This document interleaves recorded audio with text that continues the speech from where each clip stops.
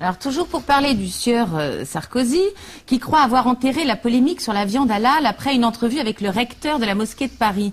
Est-ce une stratégie de campagne? Oui, n'est-il pas plus gentil comme ça? On soulève un problème, Marine Le Pen soulève un problème qui gêne évidemment le gouvernement et un certain nombre d'autres gens.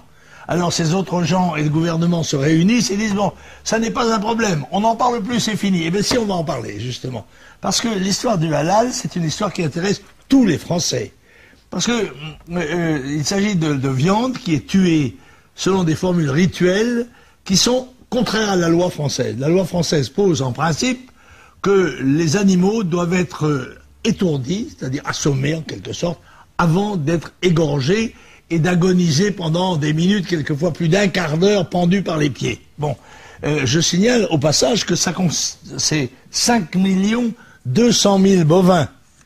C'est pratiquement, nous mangeons, nous sommes des prédateurs, on est obligé de manger des protéines animales et on tue 10 à 12 millions d'animaux en France tous les ans.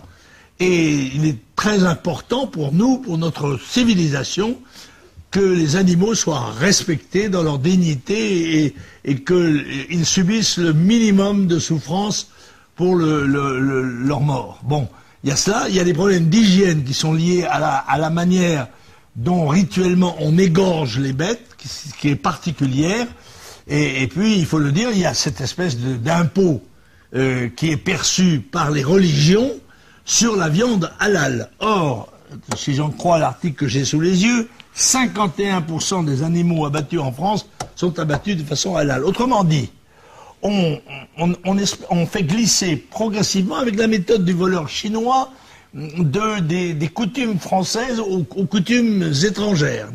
C'est un peu comme les poilus de la gueule. Les poilus de la gueule qui portent la barbe ouvrière. Vous savez, surtout quand ils n'ont jamais vu un marteau. Ils portent la barbe ouvrière.